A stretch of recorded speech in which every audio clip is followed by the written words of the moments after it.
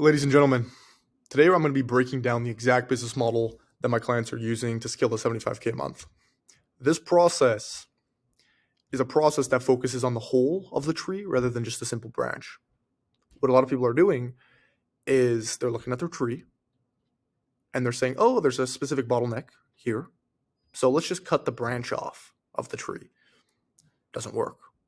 The problem isn't the branch, the problem is the tree. You have to go to the roots in order to change the fruits.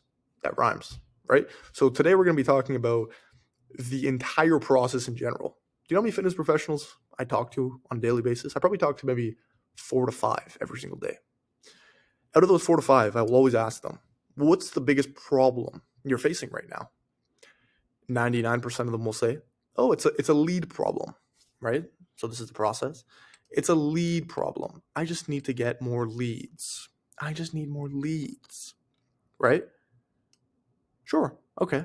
They get more leads. They work with an agency, whatever, and they never make any more money. So the problem isn't leads. The problem is money, right? It doesn't matter the specific part of the process doesn't matter. It's the entire process in general, right? You need to make more money. That is the problem, right? So let's find a solution by looking at the macro. So everything that I've mapped out here, and fixing everything rather than just focusing on one thing, right? Just for some context, I'm working with a client right now. We're getting leads. We're getting appointments for him, right? And I asked him, I'm like, hey, listen, we're getting you like maybe 10 clients a month, 15 clients a month, each for $1 to $3 grand upfront, something like that. And I'm like, okay, how many of these clients after their contract is up or continue working with you? About a quarter, 1/4 churn every single month. So let's say I have 4 clients. One of those 4 will leave every month, right? So imagine a bucket with water. You're putting water in, you're focusing on just the water, and then there's holes coming out. That's just one of the processes of this entire thing that's flawed when it comes to the thinking process of fitness professionals. And this is not even just fitness professionals, this is coaches in general. People think that it's a specific thing, but it's the macro, which we're going to dive into here. So this is the process I'm using with all my clients. And I'm going to go through start to finish and explain every process for you. What I do for my clients is when they join and work with me, I obviously give them every single bit of each of these. This is just a very macro perspective. So let me jump into this. Number 1, going from left to right, we start with prospects. People think, no, you start with your product. You make your product good and then you market your product. Incorrect. You start with an idea and you fill prospects to that idea or that problem, right? You have a problem, you know the solution to that problem, and you're flooding prospects in to see if that problem is worth even investing in. People will spend 10 years, right, focusing on product, but they've never tested it with any sort of prospects. Prospects make your product. If you get a bunch of, let's say you get 10 prospects and each of them fail, right, that now validates or falsifies what you've previously thought to be correct about your product or your offer, right? So let's jump into this. Number 1, prospects. Okay, so prospects, now what, right?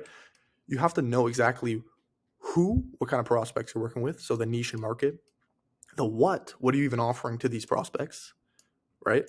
And then the how are you helping these prospects, right? This is important, yes, but the offer and the message are, I would say, that very important as well, right? So let's say you're making cars. You're going back to the initial analogy I gave about don't focus on the part, focus on building the entire car.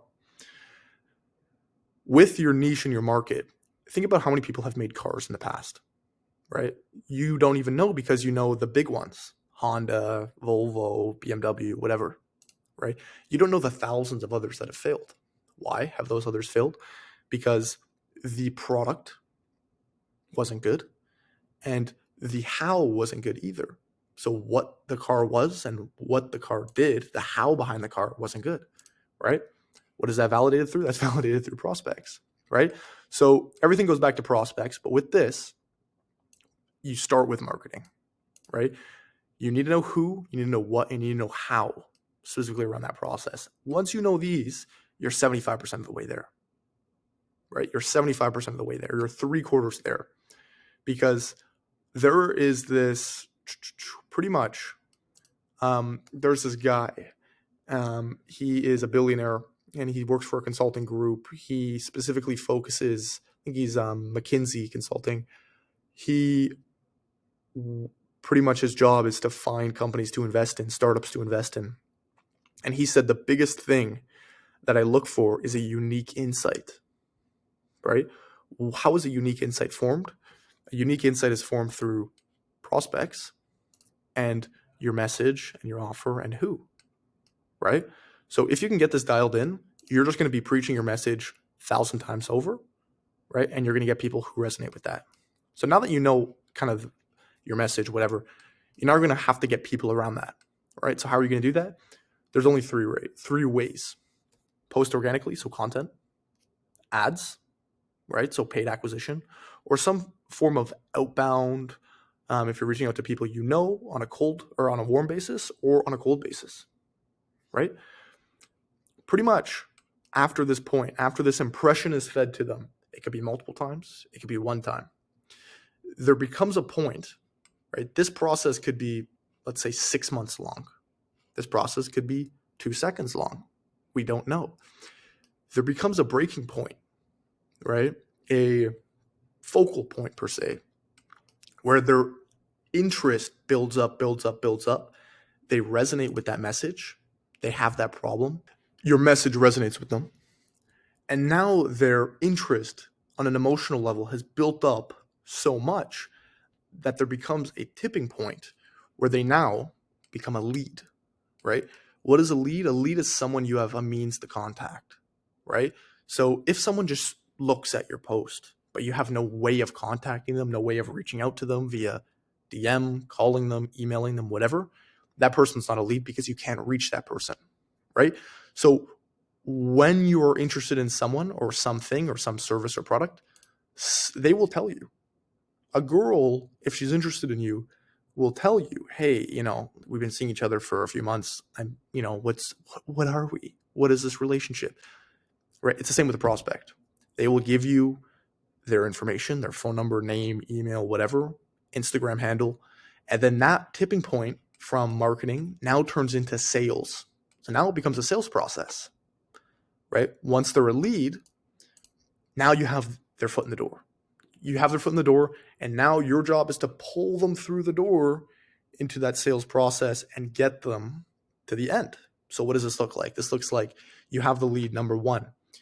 You now are nurturing the lead. So they have imagine like a vial full of liquid. That is their emotional interest.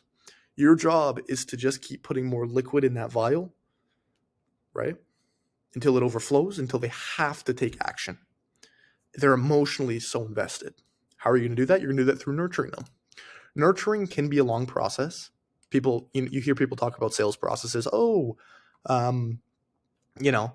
My sales process is 6 months if you're in business to enterprise, right? If you're in B2C, sometimes it can be 20 minutes, right? With fitness coaches, this process of getting the lead to closing and collecting will usually realistically be anywhere from 4 days to 2 weeks, right? That's a very realistic time frame, right? What you're going to be doing is nurturing the lead. So you can do this through human resources. So having someone reach out to the lead, someone call the lead, someone text the lead, someone email the lead, some sort of email list, right? That sends them emails on a regular basis. You get their mind just keep thinking about you. They're seeing the emails coming in, or they follow you on Instagram. They are watching what you're doing. They're watching the stories. And what is happening during this nurturing process is that vial is getting filled. That liquid just keeps going in there, and they're just getting more and more invested. You're going to do that nurturing process through software and appointment setter, so human resources. Your goal with this is to get them booked into a calendar. The thing that I see too many people do with this is they rush. I'm gonna correct you on this. Don't rush this process. It's like if you meet a girl, you go out for a date, and then you ask to marry her on the second date. Don't rush the nurturing process, right? Let that emotional investment harbor in them, right? Then you're going to get them booked into a calendar. So, hey, let's have a chat. Or, they book on your behalf, etc. That lead is going to show up, right? So you're going to, obviously, I have tons of systems to mitigate no-shows, but you're going to want to make sure that that person shows up to that meeting, right? If it's on Zoom, if it's in person, etc. Right? And then you are going to close and collect cash. I'm not going to get into sales scripts. I'm not going to get into all that. But at this point, they should have an understanding. You should, obviously run them through whatever sales process you have in terms of the selling aspect of things once you're talking to them. At this point, when you're actually talking to them and they've showed up, this should account for about, I would say, 40 to 50% of the emotional gap. So at this point, you're really filling the gap of the emotions they're feeling. And then again, we have another inflection point. So you see how we had an inflection point back here? Now we have another inflection point. This inflection point is called the point of sale, right? So think about it like this. This vial was filled up. They resonated with your message. They give you their lead, right? Now another vial. So that's another vial. That vial was thrown aside. Now there's another vial. This vial gets filled up. And then now it's tipped over into a point of sale, right? Their emotions have become so strong for your message. Now there's a point of sale. So you're going to charge them, price, whatever. Not going to jump into that too much. But now you're going to onboard them, right? This is the biggest mistake that I see, right? Like I said before, I know too many people who think it's leads. The back end is very important as well, right? Your selling doesn't stop when you sign them. It doesn't, right? You are always selling them, right? Number one, onboarding. So setting client expectations. Too many people in the fitness space join. Yeah, here's the program. Here's whatever, blah, blah, blah, blah, blah, etc. There's a way to make this onboarding process really straightforward because a lot of the times an onboarding process is really long. It's too long, too much friction. They go through it and they're like, I'm not too interested in this, and then they start getting second thoughts. I forget the exact term for it. Oh, buyer's remorse. They get buyer's remorse. But your goal with this onboarding chat or process or software system or videos or whatever you're doing for onboarding is to set client expectations in a very fashionable manner, right? How you're going to do that is you're going to tell them exactly what they're getting. You're better to underpromise and overdeliver rather than overpromise and underdeliver. Let's say I guarantee you that you're going to lose 20 pounds in the next 16 weeks. I'm like, yeah, we're easily going to lose 20 pounds. But then let's say I only lose 18 pounds in 16 weeks. That's a lot of weight. I made a lot of progress, but I'm still going to point fingers and say, hey, you said 20.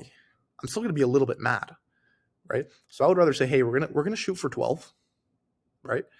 12 is a very realistic number. And then at that point, let's say I hit 12 exactly, they're not going to be disappointed. Let's say I hit 13, they're going to be ecstatic. If I hit over that, they're going to be ecstatic.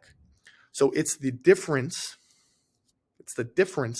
of the expectation versus reality, which causes people to view you and your service and your business as something that they're willing to continue with, right? So onboarding is a very big part. And I want you to realize that this entire process is a flow chart. So it's like start to finish. So if you mess up one of these, say bye to the rest. Cool. So with onboarding, setting client expectations, giving them deliverables. If you have a community, you're adding them to this community, etc. Overall, you're setting client expectations, right? Next, you're going to be beginning on the plan. You're going to start the plan, make sure it's clear, make sure organized. And then this is where there's a differentiation between a done for you service, where you're there helping them. Hey, I'm going to hold your hand through the entire process. I'm going to work out with you. I'm going to come in and work out with you. I'm going to help you, on a very one-on-one personal level, or done with you, where I'm going to do some, you're going to do some, you're going to figure some out, I'm going to figure some out. And then to do it yourself, where I'm just going to give you something that I've given to 1,000 other people, right? And, it's kind of your job to figure it out. What is the best one? It's very straightforward. It's done with you. right? Because done with you, you can systematize certain things that give you more leverage, right? And then the other things you can do on a personal level, right? So if you're working out with every client one-on-one, think about how much time that's taking. That's taking a lot of time. It's not very leveraged, right? So you're beginning on that plan. You're making sure the client expectations are there, and you have a clear protocol and plan to exactly what is happening over the next few ever weeks, months, etc. Right? And then at this point is the program length. This time between is the length of the program or whatever you are doing. You're going to deliver expected or better than expected results during this time. Right? So remember what I said about client expectations? You're going to deliver those results, or they are going to get those results. How are they going to get that? Number one, through accountability, right? So they need to be kept on track. Do you have to do that? No. You can have coaches, you can have software, right, etc. Expectations, right? And then a good system. I made this breakdown because I find it quite interesting. This is the split that I find between the success of people in coaching programs, right? So people in coaching programs, a lot of people fail. Sure, we know that. With courses, I want you to think like a digital marketing course, for example. How many people fail with digital marketing courses, right? Just think about the number.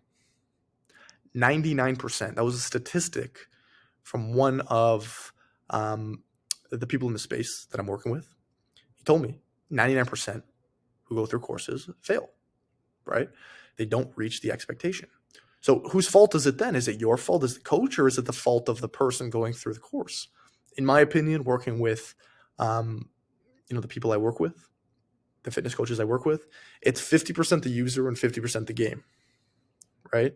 The game is there. The game has the expectation. You know what the game is. You can't go into the game and expect the game to be something else when the expectation is clearly there, right? If you're lying about the game and you're lying and saying, hey, the game is way better, and then they get into the game, play the game, get their Xbox going, and the game sucks, that's your fault, of course. But if you're setting clear client expectations, then it's the user's fault, right? So it's 50% the user, 50% the game. I see too many people are too quick to blame the user when it's the game, right? So make sure that game is there and you know exactly what they're getting. They know exactly what they're getting. So there's congruency with that. Next is retaining.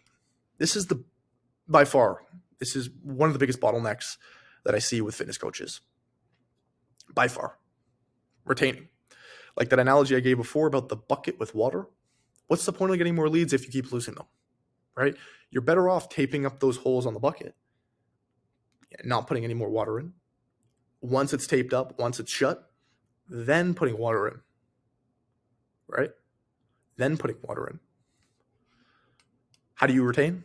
So it's very straightforward. It's very straightforward. This is just some of the methods that I've used to mitigate. And it's quite straightforward.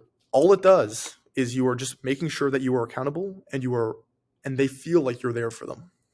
So number one, you're tracking attendance. So are they coming to the calls, right? Are they coming into the gym, right? You're texting them.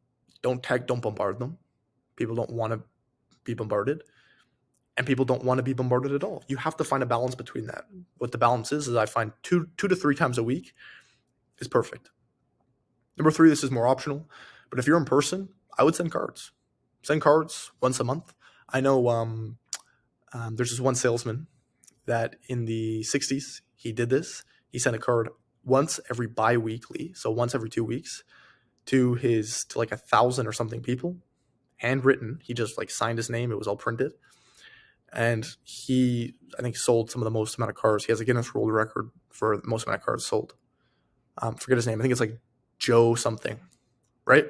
Number four are events. So this doesn't have to be in person, right? This can be virtual. But things that people can look forward to will always be influential. If someone's in a bad spot in their life, the way to get them out of that depression is to have them think future tense. What am I looking forward to, right? If they're not looking forward to anything, then they're just going to be so involved in the present shitty current situation, right?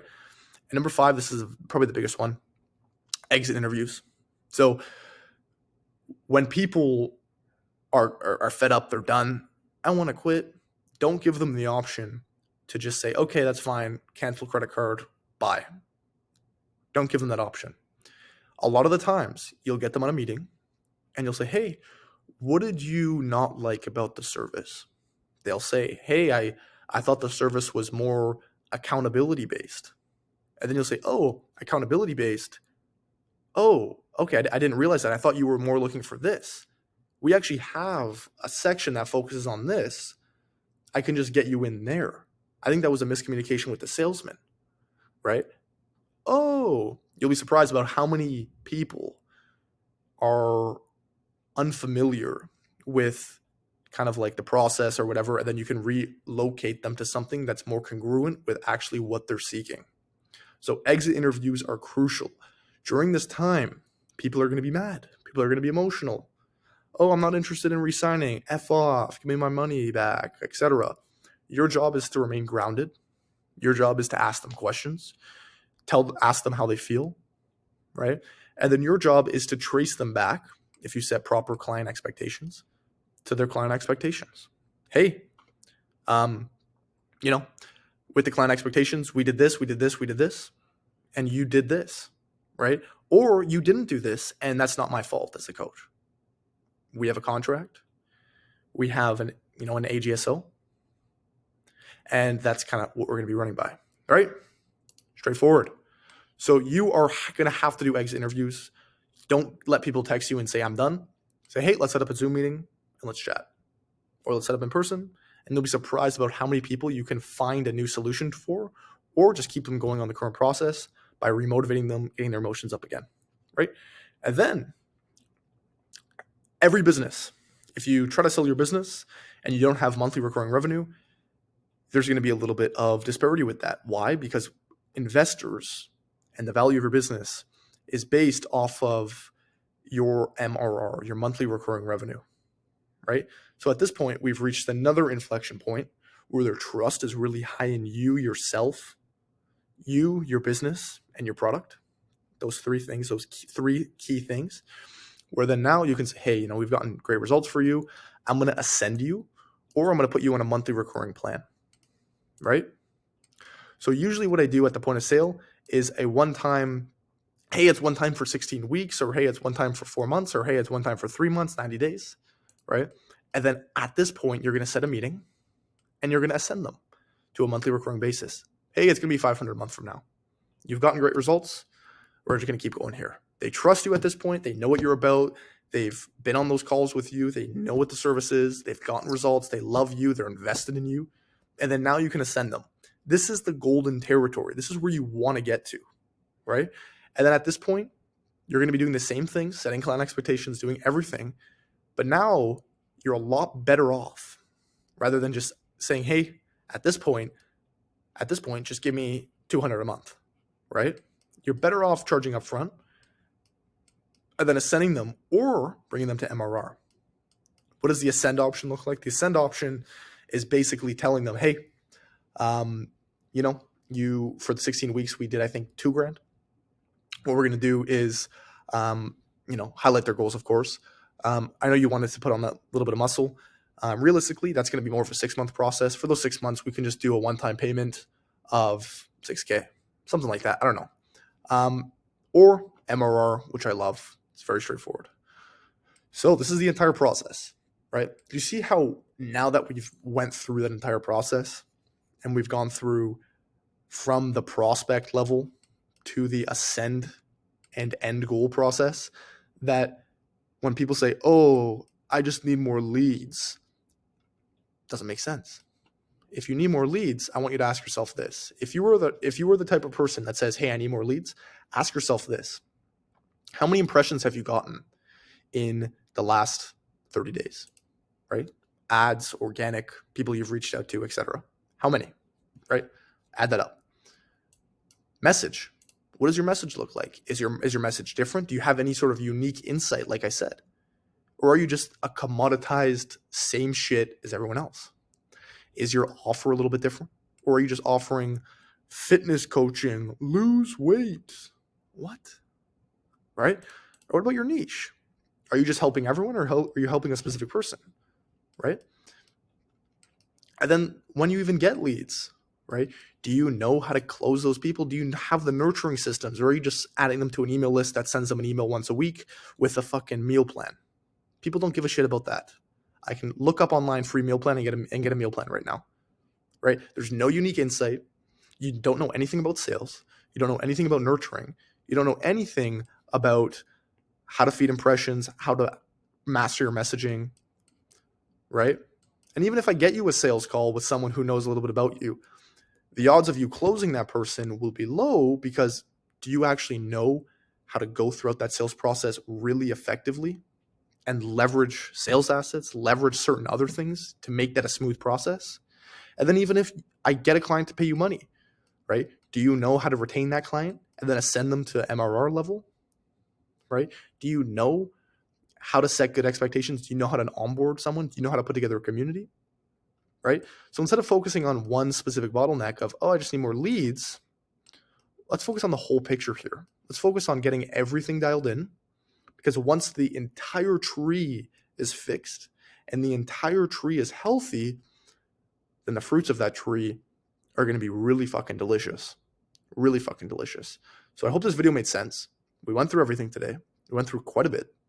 I hope you took notes. I hope you got a good understanding of what people are doing wrong and what you should be doing as a smart person, as a smart fitness coach, and how you can use this to get to 75K a month. And that's a very simple number. Anyone can do that, right? Especially in today's market. So if you enjoyed this video, leave a thumbs up. If you got value from this video and you made it to the end of this video, book a call with me. I'd love to walk you through this process. I'd love to walk you through the specifics of, okay, what do we do what's the best way to get impressions? What's the best marketing message, right? Go through this, right? We can go through this together. Book a call with myself or my team. I can walk you through this. I think the call is somewhere in the description somewhere, or if you go on my website, you can book a call there. And then we can have a chat and I can walk you through this process. Thanks for watching.